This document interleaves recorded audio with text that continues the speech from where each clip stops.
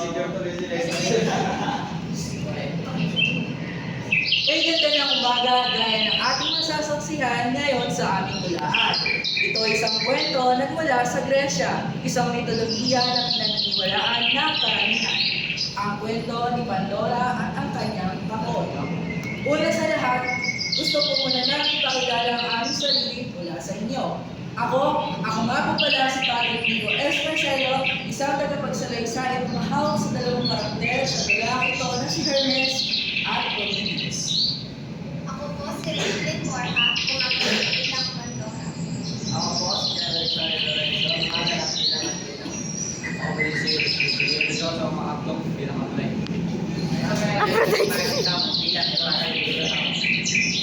Ako nga po pala si Samuel Nani at gumaganap bilang Prometheus kapatid. Ako po si Miguel Andre Subanmayano, gumaganap bilang Zeus, ang Diyos ng higdan. Ito ang aming dulaan at huwag na natin patagalin ang dulaan ito at ating mga simulan.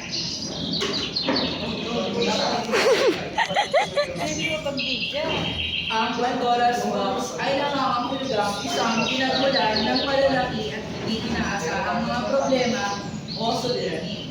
Nagmula ito sa mitolohiya Griego kung saan si Pandora ay binigyan ng isang kahon o banga na naglalaman ng lahat ng kasamaan sa mundo.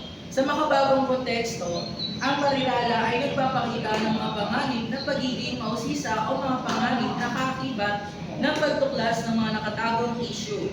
Ito ay nagsisilbing talikhaga para sa mga sitwasyon kung saan ang tila maliit na aksyon ay maaaring magdulot ng malalaki at hindi inaasahang komplikasyon. Noong unang panahon, may nakatirang dalawang magkapatid na lalaki na nagngangalang Prometheus at Epimetheus sa ibabaw ng ulap at ang isang Diyos na nagngangalang Zeus. Si Prometheus ay kapatid ni Epimetheus, matalino at mautak, habang sa kabilaan naman ay si Epimetheus ang kapatid na hindi masyadong magaling magdesisyon at mag-isip sa kanyang ginagawa at madaling magtiwala. Kayong mga bata, kailangan niyong kumain ng marami. Tingnan niyo ang aking pangangatawan. Ayaw niyo ba maging malakas na katulad ko? Sa tingin ko, depende na po ako sa ganito. Nagaya nyo. Okay na po ako. Ikaw naman, Promi. Parehas sa mga minsan din ang aking kapatid. Subukan niyo naman magpalakas kahit hindi niyo matutugma ang aking lakas. Wala kayong kapangyarihan na tulad ko. Siya nga po pala, magiging saya po kung magsisigil ako ng kahit konti na tulad niya. Alam niyo na, para bigyan ng mga tao. Ako para sa mga inutil na tao, susunugin na nila ang buong mundo. Nakakaawa ko sila sa gabi. At tuwan ka nga ng gabi, ilalagay ko sila. Kausapin niyo si Apollo dyan. Siya ang mamuno ng araw. Makakatulong po ito sa atin, kaya bigyan niyo na po ako kahit konti na tulad niya para sa mga tao. Ayoko nga. Buo na ang pasya ko. Walang apoy para sa mga tao.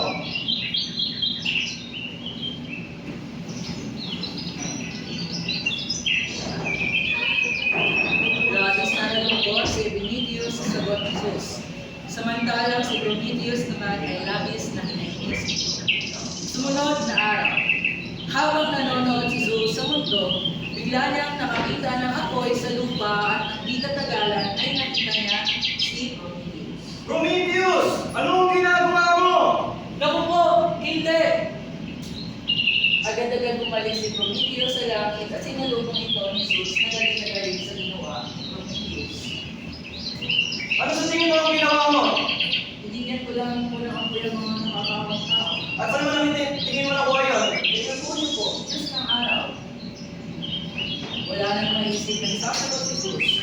Siya ay galit na galit, pero alam niya na tama si Prometheus. Nang araw rin iyon, padabog na pumasok si Zeus sa kanyang silid. Ano kaya ang magagawa ko? Paano kaya mapaparusahan ang Prometheus na yun? Pero pag buwan ng bibig nun, ay tiyak na siya ay papaligan ng lahat. Sa pag-iisip niya ng malalim, bigla niyang naisip na mas madaling kontinuhin ang kanyang kapatid na si Epimetheus. Alam ko na, mas madaling discussing ng kanyang kapatid. Pero walang makakaalam ng plano ko. Agad-agad niyang tinawag si Hephaestus upang magpagawa ng babae na gawa sa clay at puti.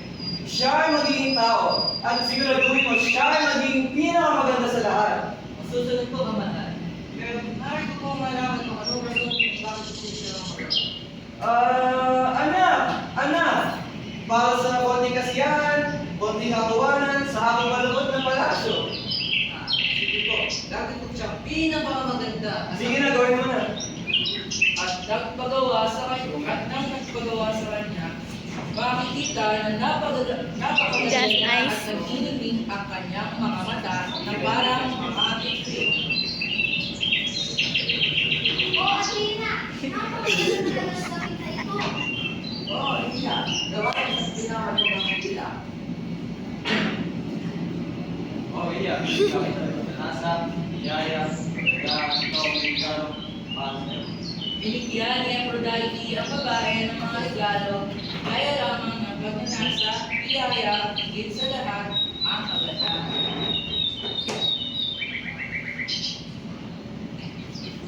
Bibigyan kita ng isang katangian na kailangan makita. Katangian na may kakayahan upang malaman ang iba't ibang lingwahe sa mundo at papangalanan kita Pandora. Di ba? Binigyan ng pangalan ni Hermes ang babae. Pinangalanan niya itong Pandora. At syempre, magpapakuli ba ako? Bibigyan kita ng biyaya at isang kawantero, huwag na huwag mo itong bubuksan. At binigyan siya ng iba't ibang kakayahan ng mga Diyos at Diyosa. Kagandahan, kakayahan sa ibang lingwahe at mayroon rin ibang biyaya na binigay sa kanya para lamang kaya lamang ng kaligutan, kakulangan sa pag-iisip at higit sa lahat, kuryosidad. Ngunit walang kaalam-alam si Pandora kung ano talaga ang balak ni Jesus sa kanya. Hay nako anak, may pupunta naman ako ng mahalagang Diyos. Gusto mo bang sumama? Sige po, Ama. Saan po tayo pupunta? Siya ay si Epimetheus. Siya ay mabait, masiyahin at higit sa lahat, paalalahanin. Nagpasama ito kay Hermes upang dalhin si Pandora kay Epimetheus. Epimetheus, andyan pa si Prometheus? Ala po eh, bukas po siya. Sige, gusto ko lamang yung kilala ang aking anak, na si Pandora. Talagang napakaganda na po. Sige, may gagawin pala ako. Iwala ko muna kayo dyan. Paalam Pandora. Agad-agad bumalik si Jesus sa kanyang palasyo. Pagkadating ni Jesus sa kanyang palasyo ay labis ang ngiti at malakpak nito. Muahahaha! Lahat ng plano ko ay nagiging maayos. Muahahaha! Makalipas ng ilang oras ay sinundo na ni Jesus si Pandora.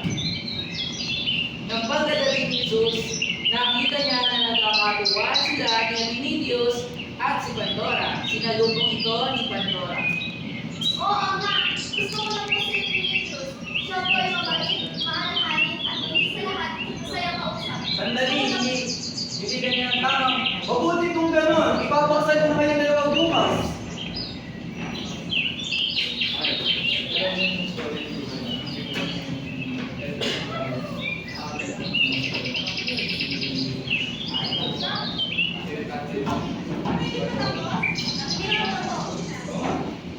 Kaya ng sumunod na araw, ay agad nang inayos ang kasal ni Pandora at Epimetheus.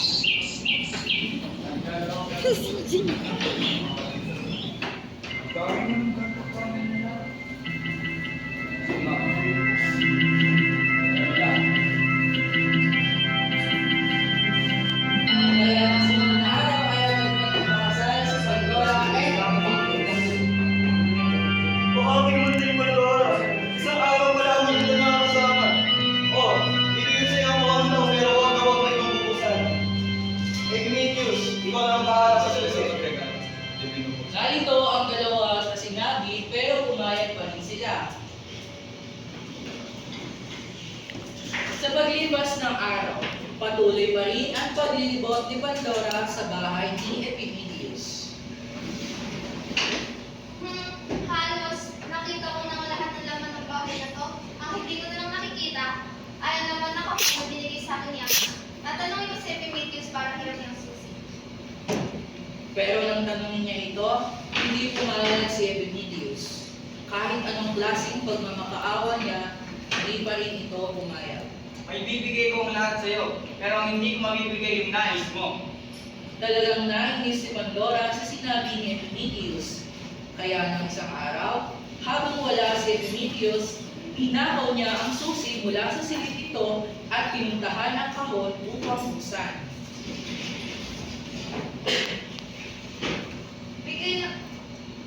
Bigay na naman ito ni Ama. Siguradong hindi naman ito gano'ng kasama. Tignan nga natin laman ito.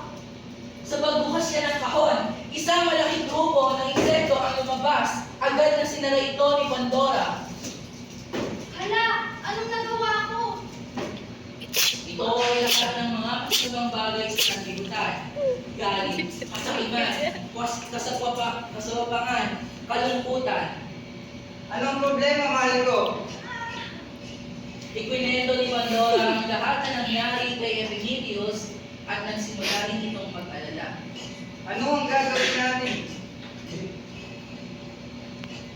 Nag-alangan buksan ni Pandora at Epimetheus ang kahon at may nakita silang naiwan na maliit at maliwanag na insekto. Ang insektong ito ay nagngangalang Hope o Pag-asa. Pag-asa, maaari ba magkakaroon ng pag-asa ang mga tao? Ang mundo ay magkakaligtas. At mula doon, hinati ni Epimetheus si Hope para lumangit.